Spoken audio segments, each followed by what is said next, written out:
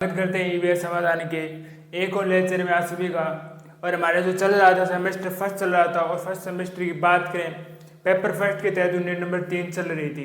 Previous lecture के अंदर हमने जो दो लेक्चर के अंदर हमने विस्पर का सिद्धांत स्टार्ट किया था, और विस्पर सिद्धांत स्टार्ट करने के बाद में हमने अणुओं की आकृतियों और अणुओं के बारे में अच्छे से पढ़ा था।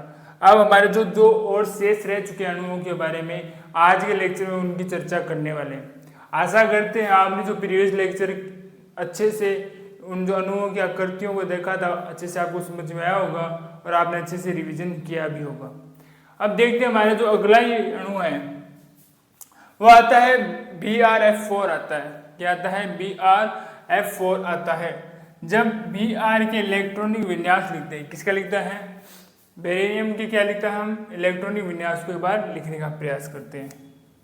जब Br के इलेक्ट्रॉनिक विन्यास को हम लिखते हैं ना, बेरियम के इलेक्ट्रॉनिक विन्यास को जब हम लिखने का प्रयास करते हैं तो इसमें किस प्रकार से भरे जाते हैं इलेक्ट्रॉन देखते हैं। देखिए इसमें आता है 4s कक्ष, 4p आता है और 4d आता है। 4s 4p और 4d आते हैं, जिसके अंतर्गत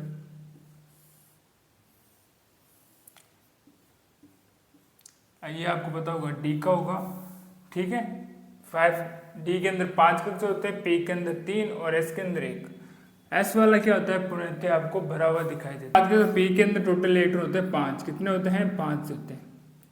और बेरियम के इलेक्ट्रॉनिक विन्यास की बात करोगे तो आता है 35 पर। कितने पर आता है? 35 पर आता है। d खाली रहता है। ये थी इसकी सामान्य स्थिति। जब मैं बात करता हूँ इसकी उत्तेजित स्थिति, किसकी बात करता हूँ? उत्तेजित स्थिति की बात करता हूँ। 4s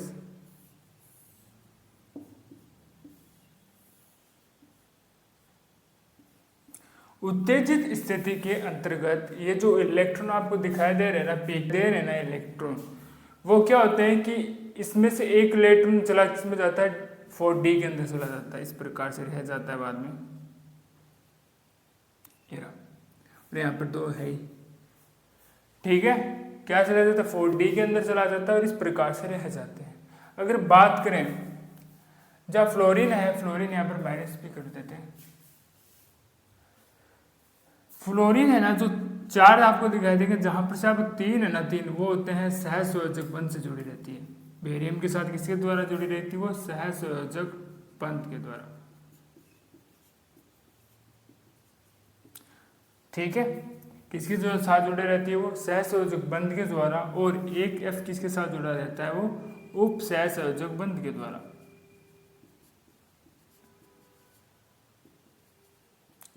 एक जुड़ा रहता है आपके पास सहसंयोजक बंध के द्वारा 3, और 2 किसके साथ जुड़ा रहेगा? फ्लोरीन। और एक जुड़ा रहता है इसमें उप सहसंयोजक बंध के द्वारा, ठीक है। अब हम बात आगे और करें तो इसकी स्थिति को थोड़ा सा और अच्छे से लिखें। इस बंध इसकी बात अगर बात करें हम, ये किस प्रकार से जुड़े रहते हैं। अगर मैं इसी बात को देखूं कि 3 सहसंयोजक बंध बना रहे होते हैं और एक क्या बना रहे हैं? तो उप सहसंयोजक बंध। तो ये कुछ आपको इस प्रकार से दिखाई देंगे। किस प्रकार से? इस प्रकार से।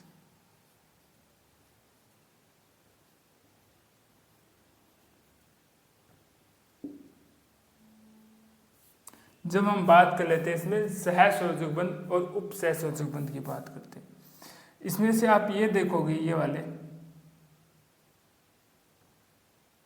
यहाँ से लेकर यहाँ तक ये क्या बनाते हैं? सहसंयोजक। और एक क्या बना लेते हैं? उप सहसंयोजक।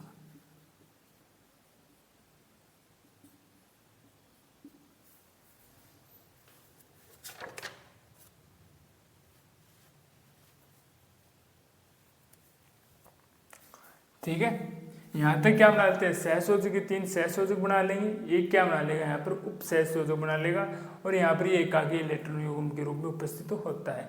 देखिए यहाँ पर क्या होता है? इन तीनों स्थिति के अंतर्गत एक क्या आ जाता है? इलेक्ट्रॉन यहाँ पर ये क्या बना लेता है? हमारे पास उप सहसंयोजक बना लेता है। अब संकरण की बात करोगे तो संकरण में क्या हो जाता है? sp(d2) आ जाता है, sp3(d2) हो जाता है। कैसा हो जाता है इसका संकरण? sp3 sp3d2 इसमें संकरण हो जाता है। टोटल इसमें कक्षक कितने दिखाई देंगे आपको? 6 कक्षक दिखाई देंगे, जिसके कारण इसकी ज्यामिति क्या हो जाती है? अष्टफलकीय।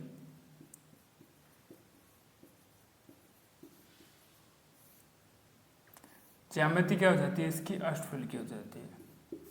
ज्यामिति क्या हो जाती है इसकी? अष्टफलकीय हो जाती है, क्योंकि इसमें टोटल 6 कक्षक हैं। संकरण क्या है इसका? sp3d2 है।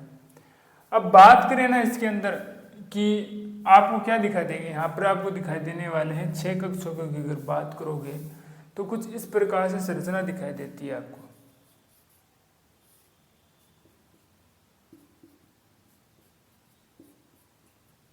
इस प्रकार से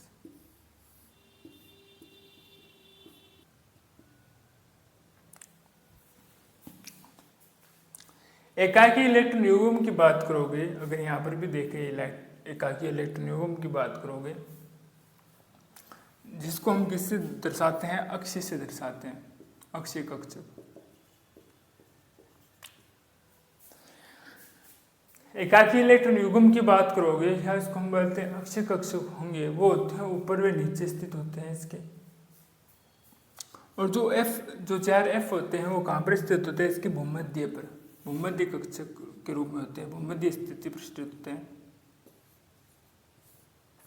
किस स्थिति में स्थित होंगे? भूमध्य स्थिति पर स्थित होते हैं, जिसके कारण ये किस प्रकार से स्थित होंगे? कैसे होंगे? समतलीय वर्गाकार के रूप में होने वाले हैं। किसके रूप में होने वाले? ये समतलीय वर्गाकार के क्या होंगे? समतलीय। अब सवाल प्रश्न उठता है आपके मन में कि सर ये ऊपर भी नीचे क्यों है? क्यों? इसके लिए इस कारण ये है क्योंकि इसमें क्या लगना चाहिए? न्यूनतम प्रतिकर्षण के कारण।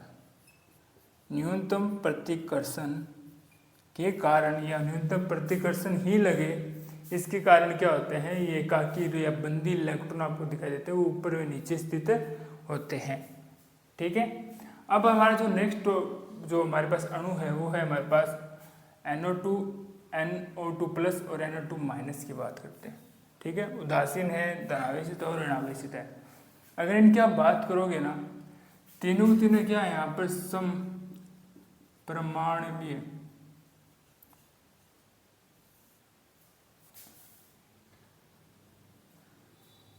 सारे क्या है यहाँ पर? सम परमाणुवीय हैं। अब देखिए, अगर आप बात करोगे जैसे NO2 की हम बात करते हैं, किसकी बात करते हैं? NO2 की, NO2+। तो यहाँ पर देखोगे ना, तो यहाँ पर ना जो बंदी इलेक्ट्रॉन है, क्या हो रहा है? बंदी इलेक्ट्रॉन। इसकी बात करेंगे हम, बंदी इलेक्ट्रॉनों की बात करने वाले। किसकी बात करेंगे हम? बंदी इलेक्ट्रॉनों की बात करने वाले। जैसे NO2 देखते हैं, इसमें बंदी इलेक्ट्रॉन देखोगे ना तो 2 है, ये रहे।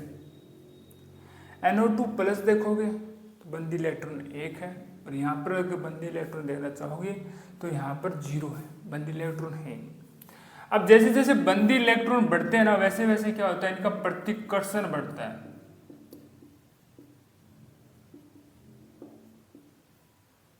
जैसे जैसे बंदी इलेक्ट्रॉन बढ़ेगा वैसे वैसे इसमें प्रतिकर्षण बढ़ेगा, और प्रतिकर्षण बढ़ने के कारण इसका कोण सिकुड़ जाता है। कोण क्या हो जाता है? सिकुड़ जाता है। कोण सिकुड़ जाता, कोण क्या होता है? इसमें सिकुड़ जाते हैं। ये देखो आपको यहाँ पर दिखाई देंगे। देखिए जैसे जैसे मैं यहाँ से अगर बात करूँ, यहाँ से अगर आता हूँ यहाँ पर, तो यहाँ पर तो 0 है ना, और यहाँ पर 1, यहाँ पर तो लगातार बढ़ रहे हैं बंदी इलेक्ट्रॉन। बंदी इलेक्ट्रॉन के बढ़ने पर प्रतिकर्षण भी बढ़ता है, और प्रतिकर्षण बढ़ने पर देखिए यहाँ पर क्या होता है? कोण सिकुड़ रहे हैं। इसको उल्टा भी देख सकते हो, जब यहाँ से हम यहाँ पर जा रहे हैं तो बंदी इलेक्ट्रॉन कम हो रहे हैं, प्रतिकर्षण भी कम होगा, और कोण में क्या हुई? कोण में भी वृद्धि होने वाली है। एक बार इसको पुनः देख लेते हैं। पहले हमने क्या देखा? मैंने कहा बेरिलियम F4 की बात करते हैं। बेरिलियम जो 35 नंबर पर आता है उसका इलेक्ट्रॉन विन्यास हमने लिख लिया है, ये रहा हमारे पास। ठीक है। इसको 4s 4p और 4d के रूप में लिखा। d के अंदर कोई भी इलेक्ट्रॉन आपको नहीं दिखाई देगा। जब उत्तेजित अवस्था करते हैं तो 4d के अंदर एक इलेक्ट्रॉन आ जाता है। कितना आ जाता है? इसके अंदर 1 इलेक्ट्रॉन आ जाता है। ये जो संरचना होती है, जो 4f दिखाई देते हैं, ये 3 तो सहसंयोजक और एक उप सहसंयोजक बंध के रूप में दिखाई देते हैं। इसके कारण इस प्रकार से उसको दर्शाया कि एक तो उप सहसंयोजक है, जो बाकी इसके अंदर 3 है वो 3 सहसंयोजक बंध आपको दिखाई देते हैं, जिसके कारण इसका जो संकरण है sp3d2 हो जाता है और आकृति आपको दिखाई देती है इसमें अष्टफलकीय। अगर मैं जुड़ने को क्रम को बात करूं इसमें तो बंदी इलेक्ट्रॉन या एकाकी इलेक्ट्रॉन युग्म है इसके ऊपर नीचे होते हैं। क्यों होते हैं? क्योंकि इसमें न्यूनतम आकर्षण बल लग सके। और बाकी जो बंधे हुए हैं भूमध्य फ्लोरीन की बात करो भूमध्य स्थिति पर होते हैं, भूमध्य कक्षक के रूप में होते हैं। किसमें होते हैं? जिसके कारण वो संरचना कैसे बनाते हैं? समतलीय वर्गाकार संरचना का निर्माण करते हैं। अगर बात करें हमारे पास NO2 प्लस NO2 माइनस की बात करोगे तो लगातार देखोगे ना तो इनमें NO2 से NO2 माइनस की तरफ लगातार बंदी इलेक्ट्रॉन कम हो रहे हैं। जहां बंदी इलेक्ट्रॉन कम होंगे वहां पर क्या होंगे? प्रतिकर्षण भी आपको कम दिखाई देगा और बंध सिकुड़ता हुआ भी कम दिखाई देगा और क्या होगी? कोण में वृद्धि होगी। इसके उल्टा अगर बात करें, अगर कहीं पर बंदी इलेक्ट्रॉन की वृद्धि हो रही है तो प्रतिकर्षण भी बढ़ेगा और बंध भी सिकुड़ेगा और कोण में भी वृद्धि होने वाली है। तो आशा करते हैं जो विस्पर का जो सिद्धांत है आपने अच्छे से इसको पढ़ा होगा, साथ में उसके अच्छे से जो अणु हमने बताए थे, एग्जाम्पल बताए थे कि किस प्रकार से अणु को हम समझ के पढ़ते हैं, किस प्रकार से क्वेश्चन आपसे पूछे जाएंगे एग्जाम में, उनकी भी हमने बातें की है।